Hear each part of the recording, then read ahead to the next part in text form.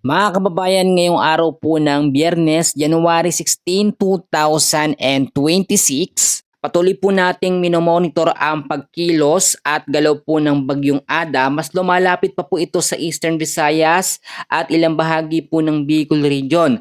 Aalamin natin yung mga lugar na kanyang maaapektuhan at madadaanan. Pati na rin po yung sinasabi natin na landfall scenario at kung eto nga po ba ay mas lalakas pa sa pagiging isang tropical storm category na bagyo. Lahat po yan ay aalamin natin, pero bago tayo magsimula, hihiling lamang po ako ng pakiusap na i-like at i-share nyo po ang ating update. Malaking bagay na po yun para po sa amin. So ako po muli, no, si Kuya Francis, ang inyo pong tagapaghatid ng balita sa lagay ng ating panahon ngayong araw po ng Friday. Meron po tayong bagyong minomonitor, so samahan niyo po ako sa update para din malaman natin, no, kung ano nga ba yung mga posibilidad na pwedeng mangyari dito sa direction po at pagkilos ng Bagyong Ada. Ang Bagyong Ada o Tropical Storm Ada, lumakas na po siya sa pagiging tropical storm. Huli pong namataan 290 kilometers east of Giwan, Eastern Samar. Tinatlaglay na po nito ang lakas ng hangin o bilis ng hangin na 65 kilometers per hour at isang ganap pa rin po na tropical storm category. May pagkilos naman po ito na umaabot ngayon sa 10 kilometers per hour. Kung mapapansin po ninyo, medyo mabagal ang pagkilos nito pa northwestward, no? From 10 to 15 kilometers per hour. Diyan lamang po nagre-range o naglalaro yung kanyang kilos. Kaya inaasahan na medyo magtatagal pa ito sa loob po ng ating Philippine Area of Responsibility. Ngayong araw din po ay nakataas pa rin, no, ang wind signal number 1 sa ilang bahagi ng Luzon, Visayas at Mindanao. Meron na rin tayong nakataas sa signal number 2 dahil nga po sa pagiging tropical storm nitong Bagyong Ada. Unahin muna natin yung mga lugar na apektado po ng signal number 1. Signal number 1 nakataas pa rin sa eastern portion po ng Camarines Sur. Luzon area po ito at kasama rin po mga kaibigan ang Sorsogon, eastern portion ng Albay at Catanduanes. So sa Visayas naman, apektado pa rin ng signal number 1 ang Northern Samar, Eastern Samar, kasama po ang eastern portion po ng Biliran, ang eastern portion po ng Leyte, kasama rin sa signal number 1. Ang eastern portion po ng Southern Leyte, yung mga lugar po na yan ay patuloy po nakakaranas ng wind signal number 1. Signal number 1 pa rin sa Dinagat Islands, Surigao del Norte at Surigao del Sur. At dahil po sa patuloy na pagkilos at ito ay lumakas na bilang isang tropical storm, no, agad-agarin din pong itataas sa wind signal number 2 ang ilang bahagi po ng eastern portion ng Camarines Sur at ito pong Catanduanes sa may parte ng Luzon. Sa Visayas, ganun din, itataas din agad sa wind signal number 2 ang Northern Samar, Eastern Samar at eastern portion po ng Biliran. So pakinggan nyo po, no, kasama rin eastern portion po ng Leyte sa signal number 2 dahil isang tropical storm category na ang Bagyong Ada. Wind signal number 2 pa rin, itataas na dito na po sa Dinagat Island, Surigao del Norte at Surigao del Sur. So dyan lamang po nagre-range ang wind signal po ng bagyo at hindi naman siya nakikita na lalakas pa sa signal number 3 hanggang signal number 5. So ngayon ay silipin po natin yung pinakamapa natin at ipapakita ko po sa inyo kung paano yung pagkilos nitong bagyo. Meron po tayong nakikita dito na recurve system. So tignan natin mabuti. Kung makikita nyo po sa ating pinakamapa, ito po yung pinaka-live na mapa natin at itong bilog na yan po ang Bagyong Ada at isa po itong ganap na tropical storm category. Pag sinabi po natin na tropical storm category, ito po meron pong level 2 or wind signal number 2 na lakas ng hangin sa mga direktang lugar po na kanyang maapektuhan. Yung pinaka-radius po ng kanyang hangin, yung lawak, ito po, nakikita nyo naman, sobrang malawak yung hangin. Yung umiikot po na yan simula po sa bilog at papalabas, no, nakikita naman natin, malawak at halos kayang sakupin nito ang buong Pilipinas. Pero hindi ibig sabihin na kaya nitong sakupin ng buong Pilipinas, matinding bagyo o malakas na ito. So patuloy din makakaranas ng mga pag-ulan yung mga lugar po na direktang maapektuhan ng Bagyong Ada, Eastern Visayas, Bicol Region, ilang bahagi po ng Luzon at Mindanao. So ngayon alamin naman natin yung mga susunod po na mga lugar na maaapektuhan at madadaanan po ng bagyong Ada.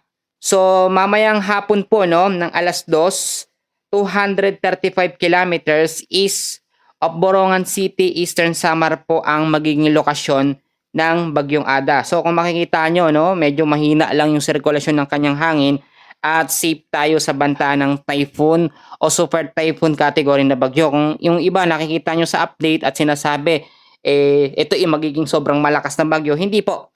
Hanggang sa tropical storm category lamang yung magiging pinakamalakas niya. At kung makikita nyo, meron tayong nakikita ditong pag-recurve, no? Pagliko, pasilangan po ng bagyong Ada. So yun yung parang hudyat para ito ay lumabas na o lumayo na ng ating Philippine Area of Responsibility. Pagdating naman po ng Sabado ng alas 2 ng madaling araw, bukas po ito, 205 kilometers east of Katarman, Northern Samar ang kanya pong magiging lokasyon.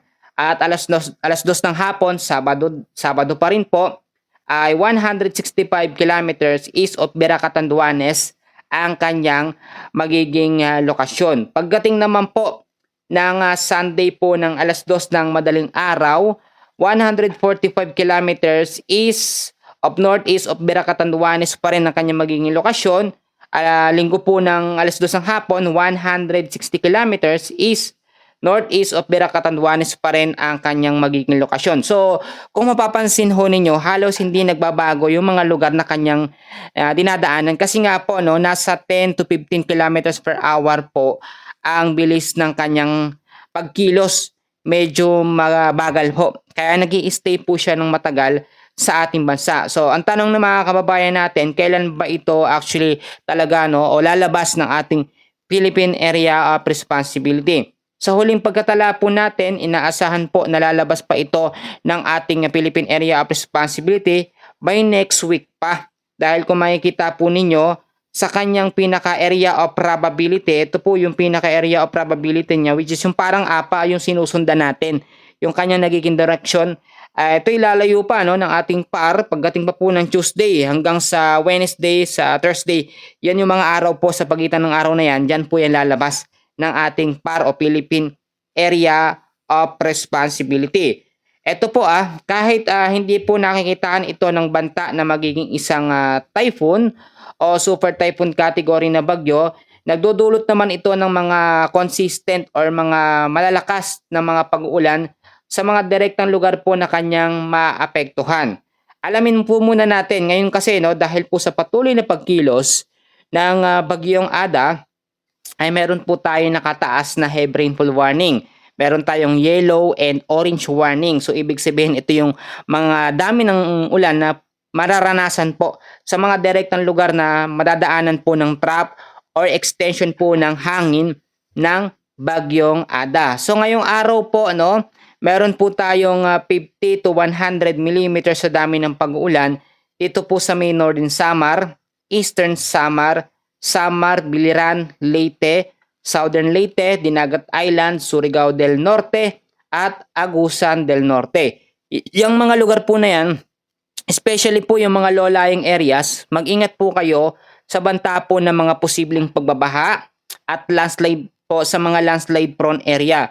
Kapag mas lumalakas pa yung mga pag-uulan, pwede tayong mag-evacuate o umalis tayo, no? Lumipat tayo sa mas safe po na mga lugar. Kasi ang ibang mga kababayan natin, naghahanda lamang sila o nagiging alerto lamang sila kapag may mga banta ng typhoon o super typhoon.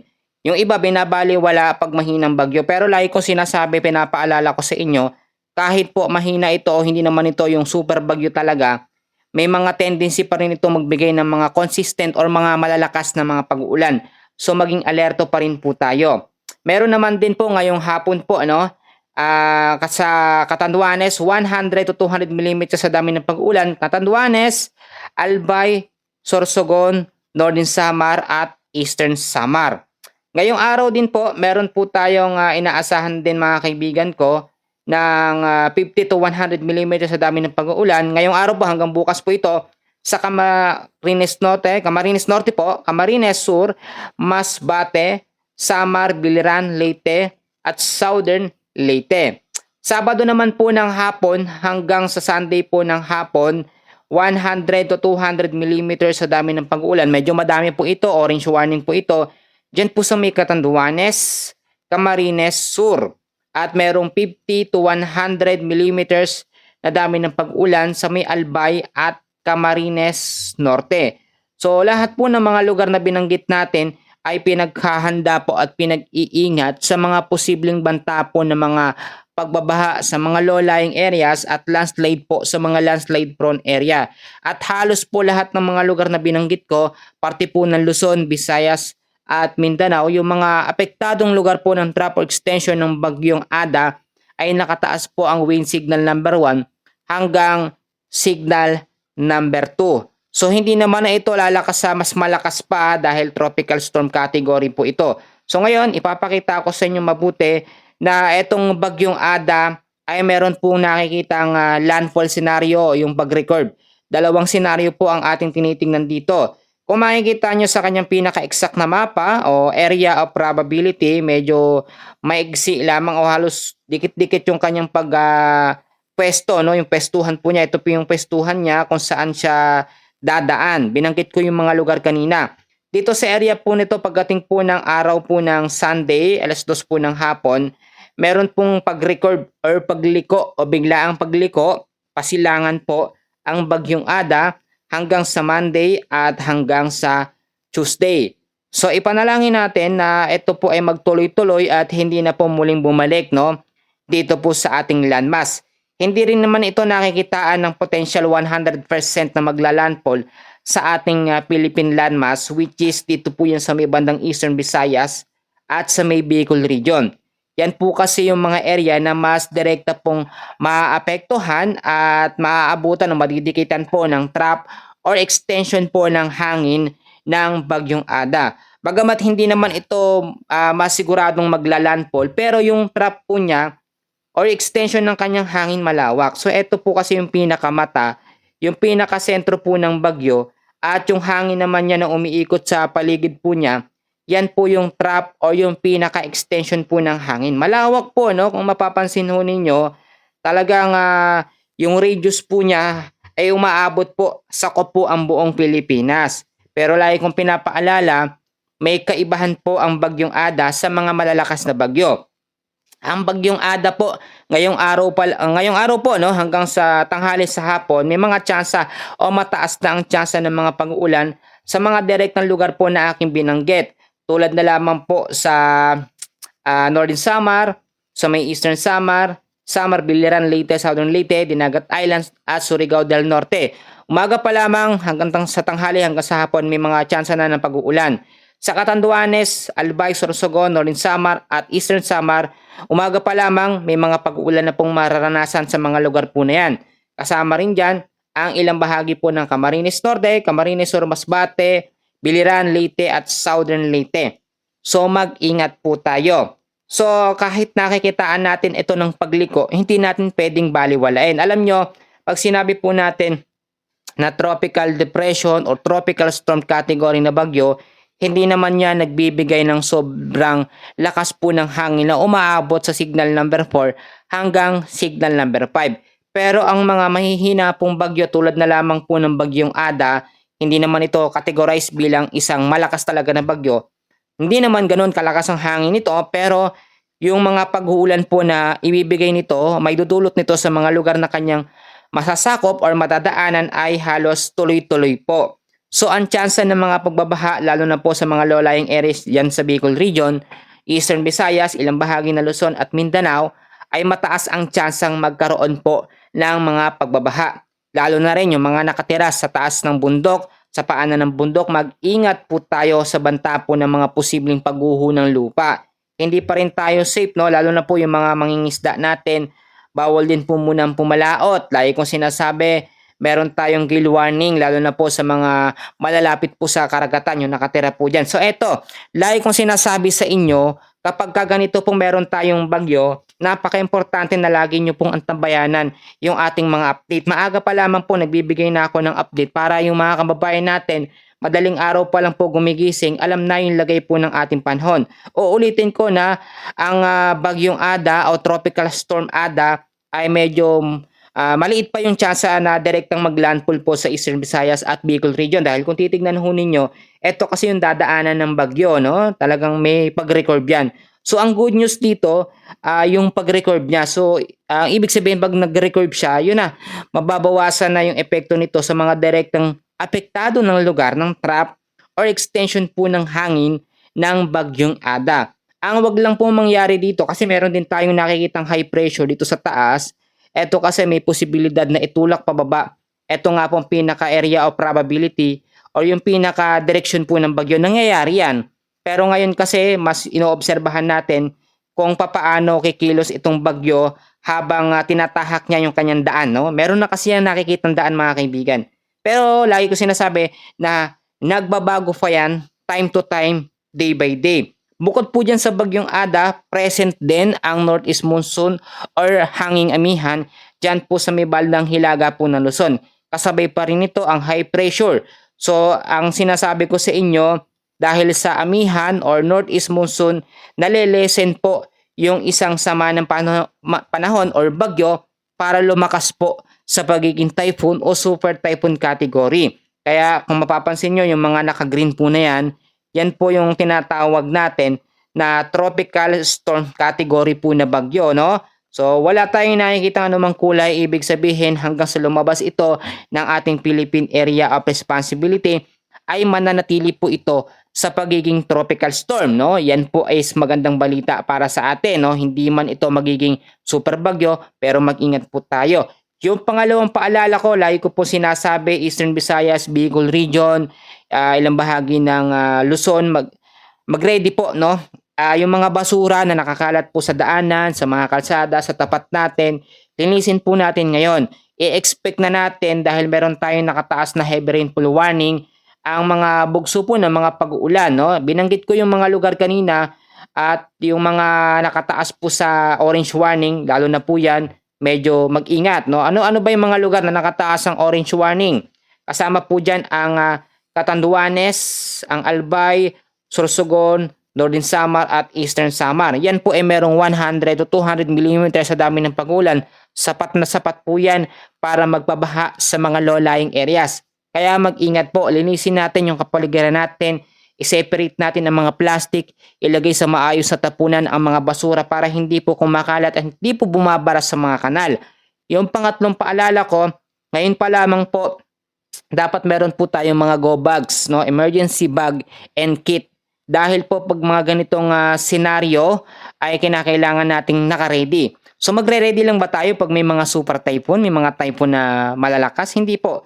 Mahina mang bagyo, tropical depression, tropical storm, kinakailangan po lagi po tayong handa at naka-alerto sa mga posibilidad na pwedeng mangyari. So yung go bag natin, emergency bag natin, merong lamang flashlight, may power bank, no? May naka-charge, may mga baterya, merong tubig, pagkain, importante yan. At eto pa, importante din na i-safety po natin ang ating mga importanteng gamit. No? Ngayon, dapat natuto na tayo or matuto na tayo. Halos sa lahat po ng mga update ko, araw-araw po ako nagpapaalala, no? Yung mga senior po natin, alam ko yung iba napapangiti, natutuwa sa update natin. Kasi nga, sabi nila, si Kuya Francis, nako, napakatyaga naman, hindi nagsasawang magbigay ng paalala.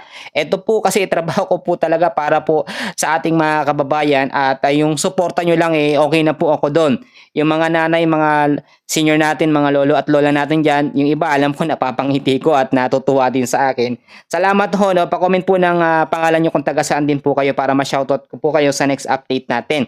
So ito pa, importante din po lalo na yung mga nakatira sa mga malalayong lugar, malalayo po sa mga grocery store, sa mga tindahan, mag-imbak po ng pagkain na sasapat po na pang ilang araw. Tulad na aking sinabi, by next week pa ito lalabas ng ating Philippine Area of Responsibility, no?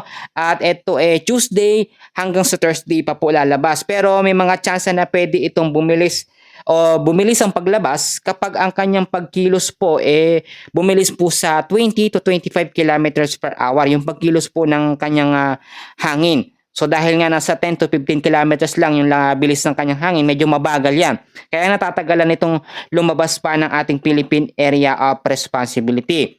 So ito pa yung isang paalala ko at napaka-importante na lagi tayong manalangin po sa Panginoon. Alam nyo, wala namang imposible kapag ipinapanalangin natin ang isang bagay. Lalo na po kung sama-sama tayo, kung mas marami po ang nananalangin, very powerful po yan at naririnig po yan ng Diyos.